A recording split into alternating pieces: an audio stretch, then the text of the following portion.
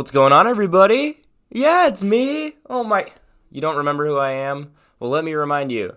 This is Drake's Corner, episode 8. Welcome, everybody. I am only the youngest rising star in the sports analytics community. No, I did not. Hold on, let me move this closer. No, I did not make that up. Come on. Welcome back to Drake's Corner, everybody. We've had the one of the biggest weeks in sports of all time in the past, since my last episode. So OBJ to the Rams. We had NFL just Armageddon. A lot of teams lost that I didn't think we were going to lose. But hey, it makes it fun. We have a few just college football rankings. Cam Newton's back. OBJ's back. We got a bunch of stuff to get into today. Right off the bat, we're going to jump into the NFL power rankings. Now, before I get into this, I want to get into the honorable mentions of the top 5 power rankings. These are the hierarchy teams, but I have some honorable mentions that, I think very well should be in the top 5, but they're not. I have the Chiefs, Bucks, and Rams.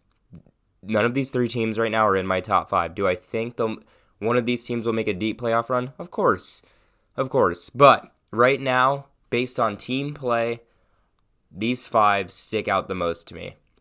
Now, no true top team as of right now. There's not one true top team. There are only a plethora of elite teams, and the 3 teams I just named are also elite. But the top 5, it comes down to this. Number 5, I'm going to go with a shocker. I have the New England Patriots. They have a star-studded defense. Matthew Judon is putting on a tear on the outside linebacker spot, picking up a plethora of sacks each game.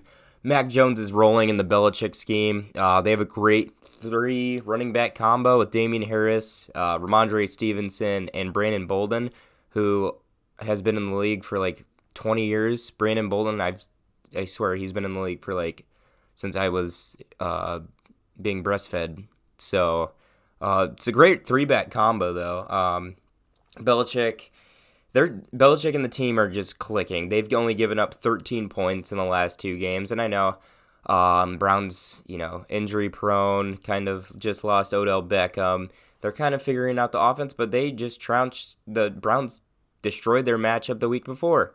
And the Patriots, their defense is just rolling completely. I like what I see. I like their scheme. I love their star-studded defense. They have a great secondary. Mac Jones looks like the best quarterback in the draft right now. Patriots at number 5.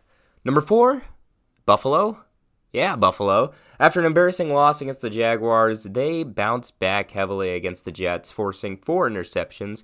Josh Allen threw for 350 yards, and Stephon Diggs led the receiving charge with over 160 yards and a touchdown. The Bills have an elite defense on paper and just need to click offensively to carry the weight of the AFC. I do think on paper the Bills are the best team in the AFC.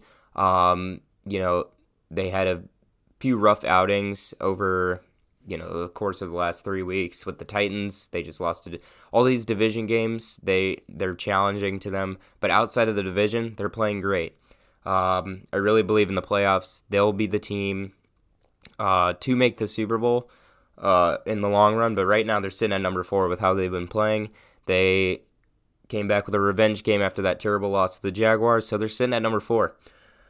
Number 3, Green Bay. Green Bay, baby. Can't believe I just said that. That makes me sick to my stomach, but they're sitting at number 3. Rodgers is back rolling, and their defense played phenomenal against the Seahawks.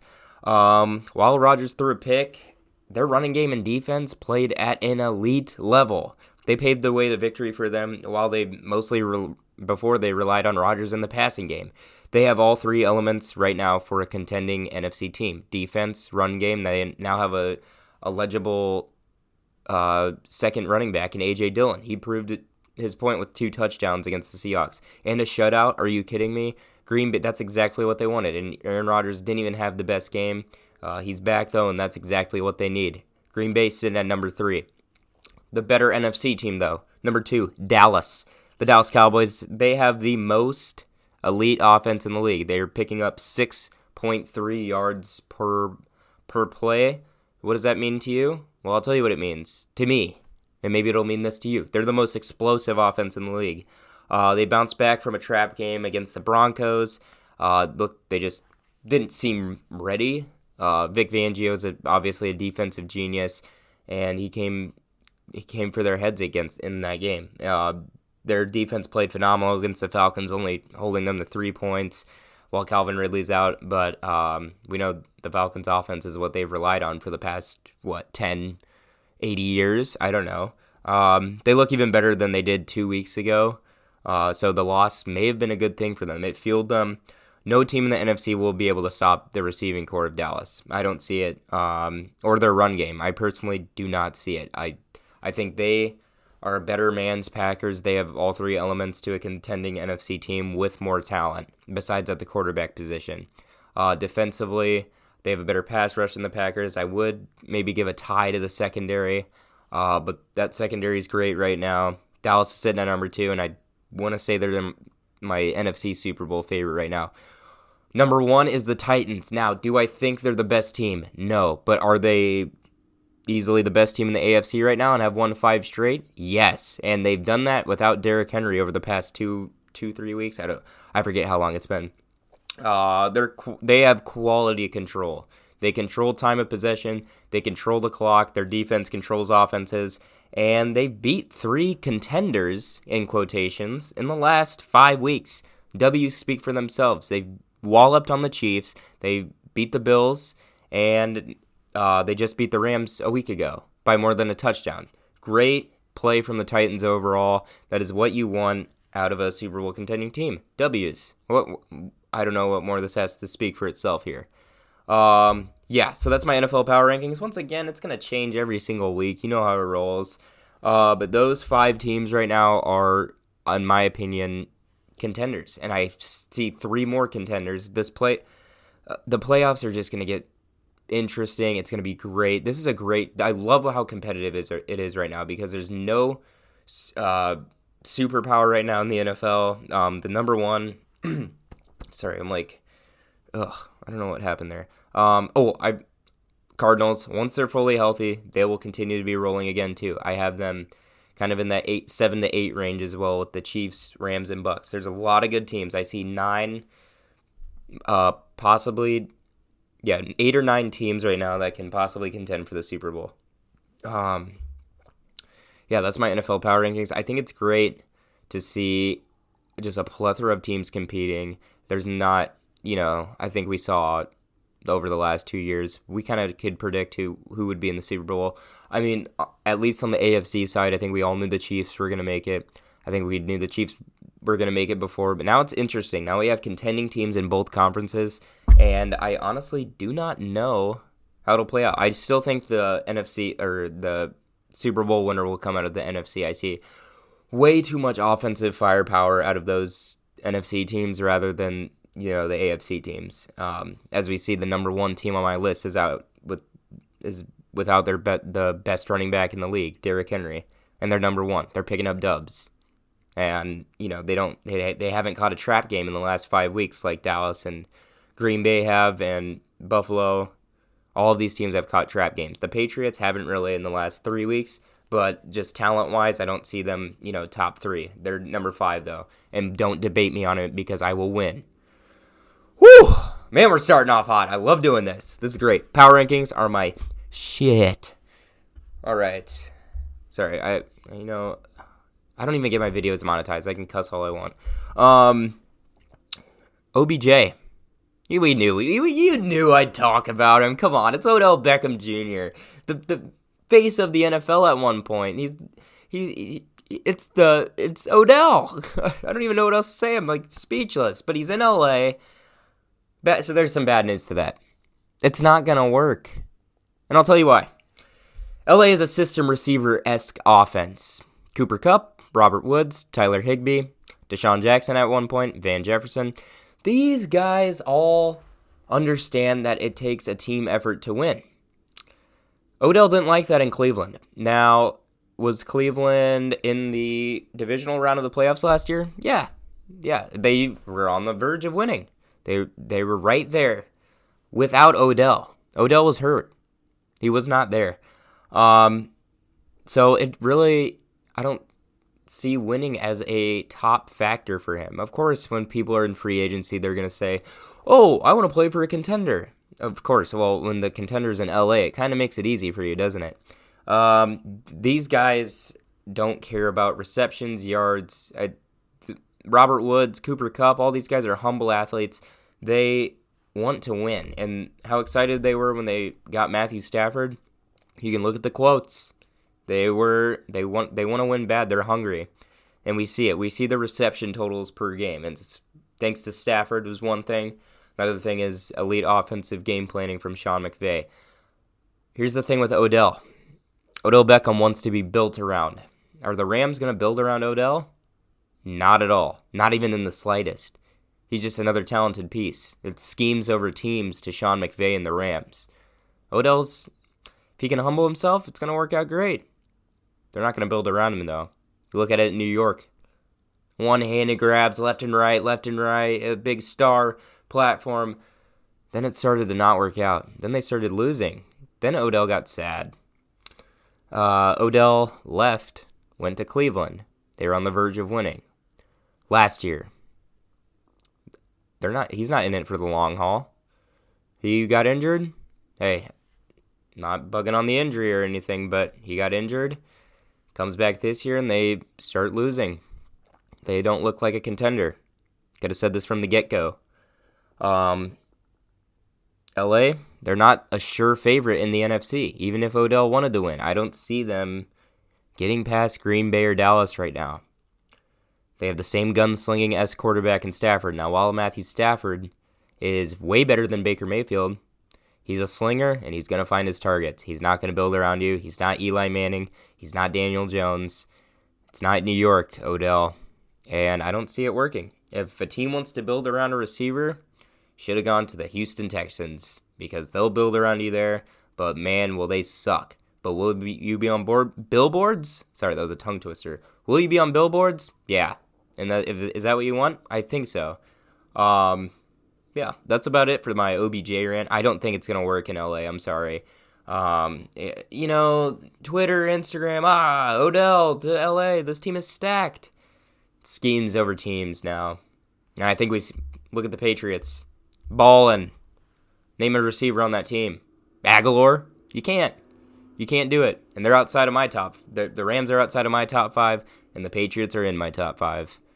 So it's schemes at this point. If Odell wants a team to build around him, he's not going to find it besides in the bottom barrel of the league. And LA is not a bottom in the barrel league, or not bottom of the barrel team in the league. My rant is settled. It's not going to work, OBJ. Shouldn't have gone there. I'm sorry to piss in everyone's Cheerios. But, hey, if you want some fantasy points, you might get 5 catches for 50 yards a game. Anywho, yeah, it's not going to work. Done with that. Let's get into some fantasy wire. People tell me all the time, Drake, you suck at fantasy football. I'm kidding. Nobody tells me that. I was losing a lot in fantasy football for the first 3 weeks of the season. I'm on a 3-game winning streak in all 3 of my leagues. Can you believe that? And I have completely different teams. I'll tell you why. I picked up 2 guys and they carried I think they're going to keep going as fantasy, dark horses. Number 1, Ramondre Stevenson out of New England, running back, saved my ass in last week. 29 fantasy points in a PPR league. He had over 101 yards, 2 touchdowns, and a decent amount of pass catches. He got 29 points. Now, listen to this. He has progressively gotten more points week by week, and this week he went nuts. And Belichick's going to see that. He's going to see a star, and he's going to play him. Belichick's not stupid. Stevenson will get a lot more touches.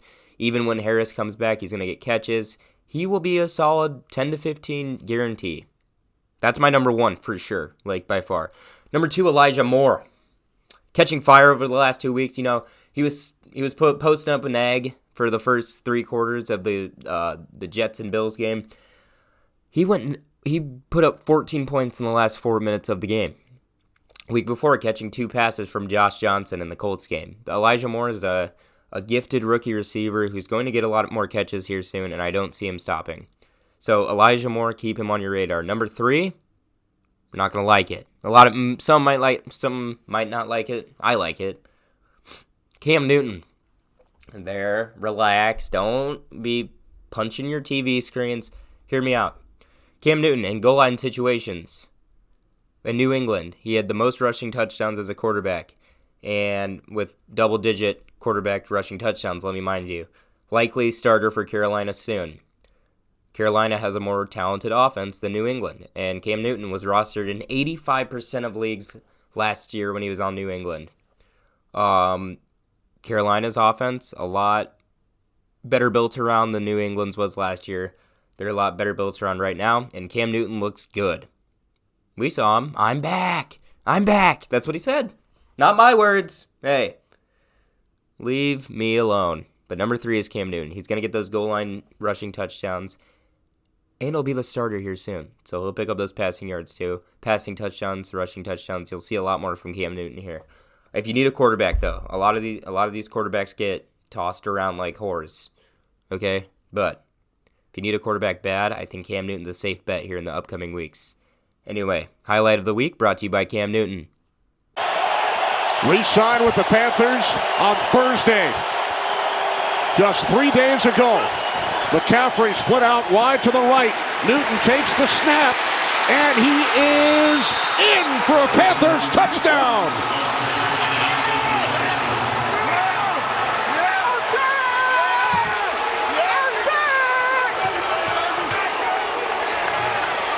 Yes, he is. Wow.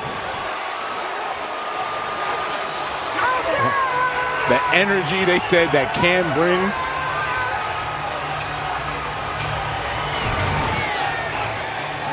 This is what makes Cam Newton so special. Everybody knows he is keeping the football. They run the power O, still can't do anything about it.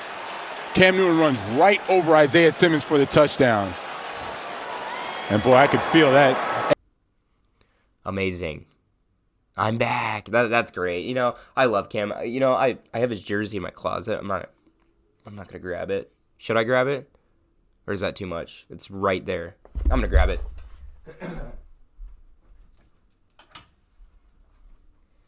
Check this bad boy out. Are you kidding me? I got this in 2015 when I was prepubescent. Isn't that great? Cam Newton, number 1. Keep pounding. That 2015 Panthers squad is one of my favorite teams of all time. Look at this. Check out the back. Newton still in mint condition. Man, this thing would have sold on eBay for $5 like 3 weeks ago. Oh, guess what it's going for now? $100. Can you believe that? I'm not gonna sell it though. This is a treasure, isn't it? Isn't it? Okay, I'm done talking about that. You're probably annoyed. I'll be right back. Hold on.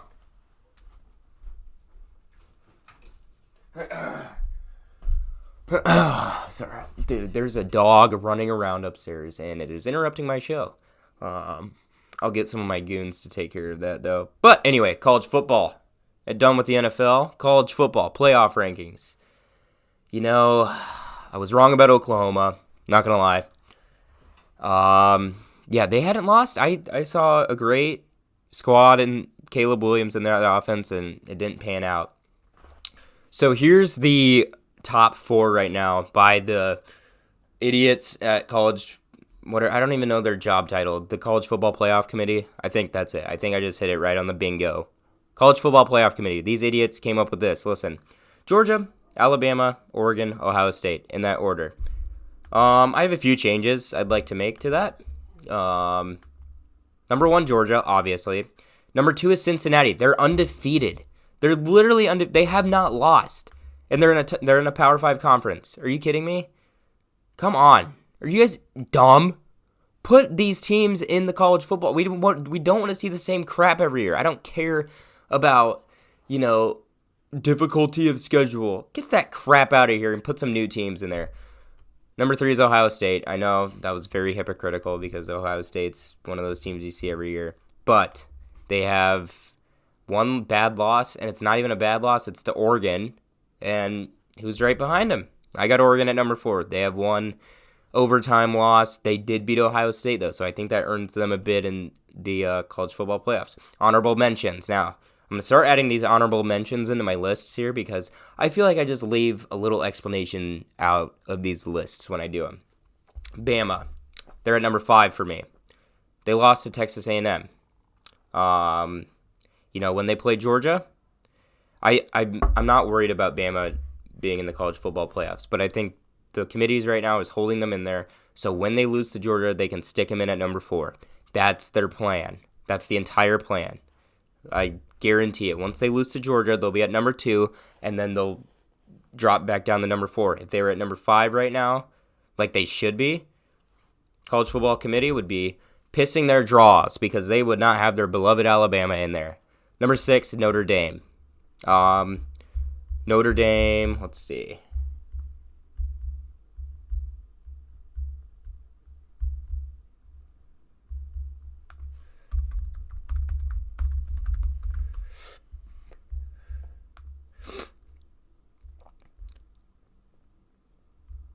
Notre Dame only has one bad loss, and that's to Cincinnati.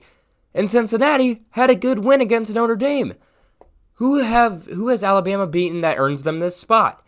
Both of these teams are going at it, and Cincinnati has beaten number 6 ranked Notre Dame in the regular season, and Alabama, I don't see what good wins do they have. Like, this is ridiculous at this point. It's making me upset, and I'm starting to get I want to take my socks off right now. Like, I don't know what to do here. Number 6 is Notre Dame, though. They only have one bad loss, and it's Cincinnati. It's not a bad loss either. But they beat Wisconsin. They beat USC. Decent teams on the schedule, and they've taken care of them. Other teams ahead of them, let's see. Who's on there? What stupid crap do they have? Okay, Oklahoma lost. Michigan State shouldn't be there. Michigan I have at number 7. They've had a few close games with good teams. They're 8-1 though. Lost to Michigan State, who just lost. So I don't see any, powerhouse punches here from those Big Ten teams. I like Notre Dame and Alabama. I hate saying it, but I do. I like them ahead of them. But to have them at number 2 is ridiculous. That's just my opinion. I've been through this last week. If it was 8 teams, it'd be so much easier. But nobody listens to me, right? The dumb 19-year-old who just has everything to say but nothing to back it up. This is what I'm backing it up with. A podcast. Ugh. Screw me. Anyway, that's enough of the gridiron.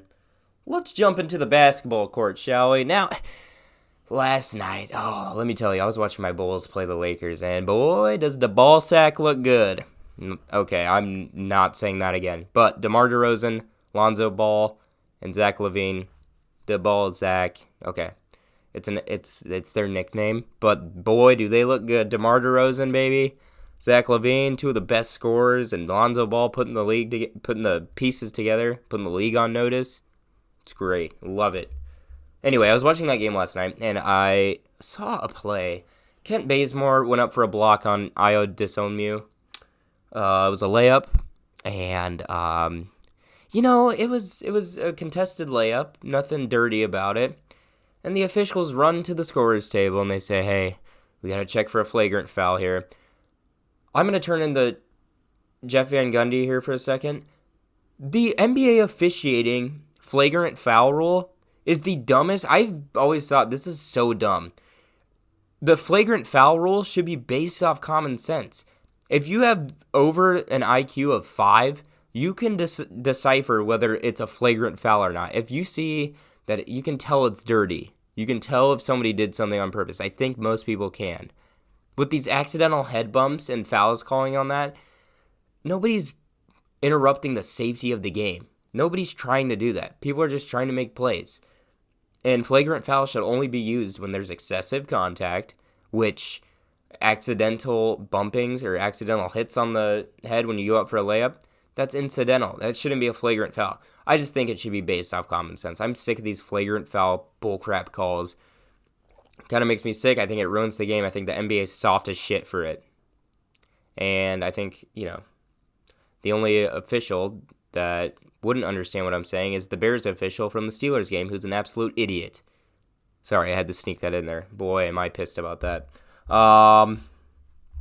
Anyway, grand finale of the show. NBA superlatives. Oh, new segment to the show. You guys are excited. I know. You're jumping out of your recliners at home. choking on your water or beer or bleach, whatever you're drinking. Let's get into it. Biggest surprise team in the NBA, Washington Wizards. They have 5 different guys leading team stats. They have a different guy for leader in points on their team, assists, rebounds, steals, and blocks. 5 different guys. They're 10-3, first in their division, and Bradley Beal not even playing at the top of his game, and he has help. The trade to the Lakers for Russell Westbrook is helping them out tremendously. When you get 3 good pieces out of that trade, and you have a scorer to build around them with Bradley Beal, that's a formula for a good team. And really all you need is a good system, which they have, and good defense, which they picked up 3 good defensive players over the offseason in that trade for Russell Westbrook. Caldwell Pope, Montrezl Harrell, Kuzma's mids at defense, but hey, he puts a scoring clinic on, and he's been playing great. Biggest surprise team? Washington Wizards. Biggest surprise player? My boy, DeMar DeRozan. 3rd in points per game. Wasn't seen as the main guy walking into Chicago, but Lonzo Ball putting the pieces together for the Bulls scores. DeMar has the best mid-range in the game right now, statistically, besides Kevin Durant. Now, Kevin Durant's on another level than any other player right now, but let's be real, we've never really seen DeMar DeRozan as, the main guy in a conference, and I think we're starting to see that here. DeMar DeRozan has always been seen as a star, but I don't think we've seen him as a superstar. Right now in Chicago, DeMar is a superstar, along with Zach LaVine. And the Bulls are on a tear, and they look like a true threat. And they don't even have Vucevic, and they beat the Lakers. That small ball lineup looked great. Derrick Jones Jr. coming in playing as the center. Are you kidding me? He's like 6'7"? And we have 2... I'm not... Okay, I'm sorry I said we. When I talk about my teams, I say we as if I'm a part of them. But, 5'10", 150-pound me... I don't know if they want me on that team. I'd tear them all up. Kidding. Relax. Anywho, they are playing great. We have 2 dunk contest champions on that team. A lot of athleticism. Great passers. And Ayo Dosunmu, who's a great second-round pick, and Lonzo Ball. But biggest surprise player here, DeMar DeRozan, putting it all together for him. The I told you so player. Who told you so? I don't know. I just made this up. I think it's a player who has been, said as a good player, but nobody's realized it till right now. And that's Ja Morant. Ja Morant, top 10 in assists and points in the NBA right now. The Grizzlies are sitting at 500 right now, but Ja Morant, if they were at a better record, he would be the MVP favorite. And right now he's the best player out of that mids draft class with Zion Williamson, Ja Morant, etc. He's clearly the better player out of them right now. He's the main guy in Memphis. I don't even think Zion's the main guy in New Orleans with Brandon Ingram. But Ja, top 10 in assists and points, unheard of stat throughout. He is going nuts. I think he's maybe in contention for most improved player with Tyler Hero. But they're sitting at 500. The only issue is their record. They got to be a better team-oriented ball club. Along with that, if they were 10-3, say the Wizards record, Ja Morant would be the MVP favorite. But he is putting on a clinic. We all knew he was good, but he is making it a headline here. That is the I Told You So award. And then we have our bad boys. Listen to this. I made this up, okay? The Principal's Office Award. Okay. Principal's Office. Kemba Walker's getting sent to the Principal's Office. He has the worst plus-minus on the Oklahoma City Thunder. Only averaging 12.8 points per game. Not a big part in the Knicks' success right now. And it's not a lot of success, if we're being real here. But with the star caliber of Kemba Walker, you'd expect more things being built around with Julius Randle, RJ Barrett, and a lot of that young core. Derrick Rose, on paper, should be starting over him, who has the best plus-minus on that team. Kemba Walker was, seen as a top 3 point guard at one point in his career. Now he's not even putting up more points than Georges Niang. Yeah, who is that? I don't know. He's on this list where Kemba Walker's below him. So he's not a big part in the Knicks' success. As a star caliber with Kemba Walker, you got to expect better. So he's getting sent to the principal's office here. All right, this one's kind of a joke. All right. I was being funny last night, writing my script here. But who's getting expelled? Ben Simmons is getting expelled. Ben Simmons has been fined again by the 76ers for his lack of participation and his lack of communication with them, using mental health as a outlet for trying to get out of the 76ers, for trying to get out of not wanting to play. But I think they're firing back with fines. Ben Simmons, his value is decreasing every single day. He is probably losing talent, if we're being real here, not playing. I mean, yeah, you can practice, but you're losing value. You're not seen as a star caliber player when you put stuff like this through. And yeah, you're getting expelled, Ben. I'm sorry, you're kicked out. You're kicked out of high school. All right. Well, those were my NBA superlatives. I had a lot. That was fun. It was kind of random, but I hope you guys understand kind of the superlatives. I'm going to do a lot more of those. Those are fun. Anyway, yeah, that's a lot of sports analysis for the day from the youngest rising star in the sports analytics community, yours truly. Yes, stop asking me if that's a title. It is. I'm going to go put it on my LinkedIn right now, I swear. Anyway, thanks for watching Drake's Corner, the #1 sports podcast on the entire planet. And I will see you guys all next Wednesday. Thanks for watching. Peace.